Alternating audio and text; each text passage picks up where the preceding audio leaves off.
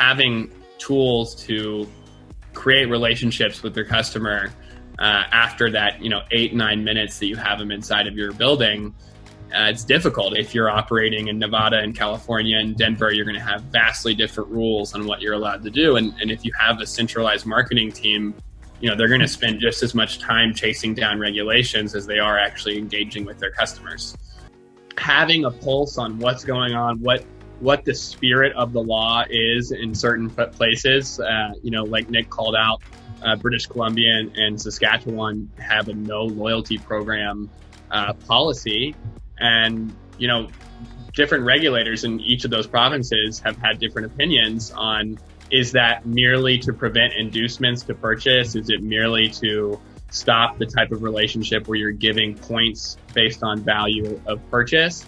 Or are mailing lists okay? I mean, it's all this kind of gray area that we have a team that is constantly working to check and make sure that the language is completely compliant from the local and national law, but also to make sure that we're pushing that creative compliance as far as we can. The customer deserves to have a strong relationship with the brands and retailers that are serving them. Almost every province before COVID hit had a rule in Canada, had a rule around not listing prices online. And then, like Nick said, overnight, that not only did they have to change the rule from saying, you're not allowed to have click and collect, curbside pickup, e-com, but then all of a sudden they start saying, well, you have to with good reason, limit the number of people in your store. You have to put up plexiglass, change all of these operational things that you would just normally be doing. And then, like Nick said, you also are mastering an online presence, and that wasn't allowed to you before. It's a shame that it took a pandemic for regulators to understand that there are immunocompromised people out there that need those types of services.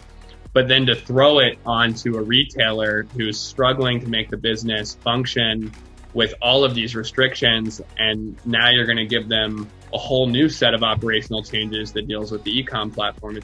It was really just a whirlwind of events of these people who literally make websites. We call them moms. Especially British Columbia and Ontario have struggled the most with this, where there were actual brick and mortar storefront black popping up.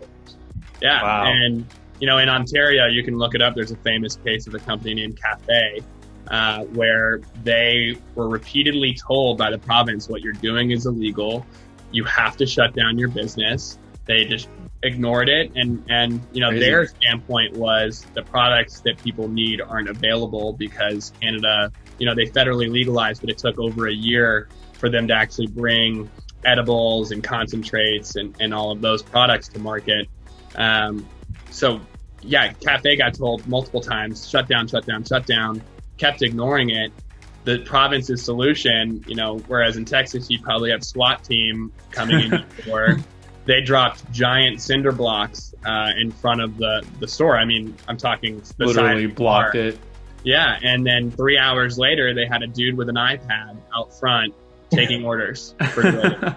I mean, it's hard. And then the legal market, the people who raised capital, who wanted to do everything right and compliant, they're the ones that got hurt. I mean, their investors were disappointed with the numbers, and they're saying, well, it's because my government won't shut down these people who are selling at a cheaper price, and they're selling all of these products that my customers don't have access to legally. And how do I compete with that? A new state pops up, they have new rules that no other state has ever done. Yeah. Or they're like Oklahoma, where they just said, we got no rules. All you need is $1,500. Yeah. It really is. The Wild West is a good moniker for it, just because we never have a boring day at work, and we were constantly, it's not just the challenges around compliance; it's also understanding the customer. And one of the things about cannabis and its march towards normalization is the customer doesn't even really know what they want. That's very true. I've been consuming cannabis, since before I was in the industry, and moving here, I'm a drastically different consumer of cannabis today than I was before I lived in a legal state. And that's because my understanding of the plant itself and what properties are actually driving my experience with it, that it's just totally reshaped how I consume and enjoy it. And that's something that's lacking in a non-legal market. And honestly, it takes years, even once a state or market legalizes, for people to actually make that journey. I look again at Canada, where customers, still today across the board feel like they go in and almost always ask the question, like, what's the highest THC product you have? Which, when you really become, when you develop an intimate knowledge with the plant, you start to understand what's driven by aromatics and terpenes much more than just sheerly the amount of THC or CBD that's in it. And it's all about balance and finding the method of intake that works the best for you. There's a huge percentage of the population who's almost completely unaffected. I wouldn't say huge percentage, but a percentage of the population that's not even affected by edibles when they eat it, because it's converted into a different chemical or different drug. It's converted from Delta-9 tetrahydrocannabinol to 11-hydroxy in your liver. So there's people who can consume edibles and never feel a thing. And then, there's people who have a hypersensitivity to it, where I think it's an even smaller group of the population. Every time they try it, it leads to a disastrous experience for them.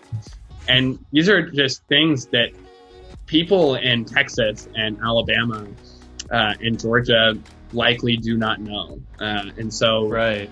The biggest thing is just demystifying both the product itself for the end user, but also for the companies that are trying to race to meet those needs.